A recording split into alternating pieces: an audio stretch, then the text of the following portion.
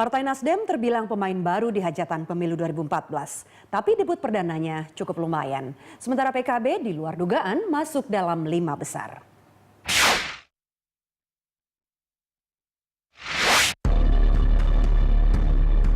Partai Nasdem di TPS 001 Grogol Utara, Kebayoran Lama, Jakarta Selatan hanya meraup 52 suara untuk DPR.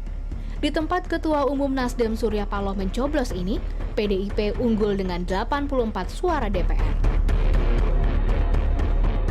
Itu tidak melemahkan semangat bagi partai baru ini, agar mudah-mudahan hasil yang kita bisa lihat pada hari ini, Nasdem dapat mendapatkan sesuatu, katakanlah mandat dari masyarakat untuk meneruskan misi perjuangannya membawa gerakan perubahan restorasi bangsa ini. Sementara hasil hitung cepat Saiful Mujani Research Consulting dengan sampel 98,65% mendapati suara partai yang berdiri pada Februari 2011 beda tipis dibanding PKS. Dengan perolehan 6,64%, Nasdem unggul dibanding P3, Hanura, PBB, dan PKPI. Hasil hitung cepat CSIS bekerja sama dengan Cyrus juga tak beda.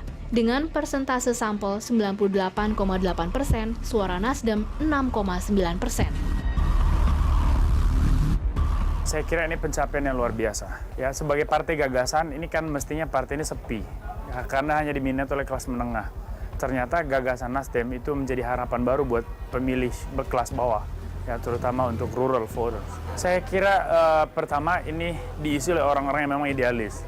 Peran Surya Paloh sebagai orang yang tidak pernah ada di parlemen, tidak pernah ada di pemerintahan dalam pengertian tidak punya track record buruk, ya. Dan muncul sebagai seorang tokoh dengan gagasan besar restorasi, ini menarik sebetulnya. Di tengah partai politik lain yang cukup pragmatis dan menjenuhkan buat publik, ya, dia muncul. Sebelumnya, Ketua Umum Nasdem Surya Paloh menargetkan partainya mampu menjadi 3 besar dalam pemilu legislatif. Tiap kader dituntut menggalang dukungan sehingga mampu memenuhi presidensial threshold dan mengajukan sendiri calon presidennya. Kita ingin hadir dalam posisi yang signifikan. Target kita tentu dalam posisi 3 besar. Ya kan? Karena apa? Supaya kita memiliki sebuah posisi politik yang memungkinkan kita mengusung tema perubahan. Kalau tidak, maka kemudian kita hanya bisa berteriak-teriak, ya kan? Kita bayangkan angka 50-an anggota DPR, ya cukup besar, orang akan. Walau meleset dari target, Nasdem mensyukuri hasil pemilu legislatif 2014 yang dianggapnya menunjukkan keberhasilan mesin partai bekerja membangun infrastruktur politik.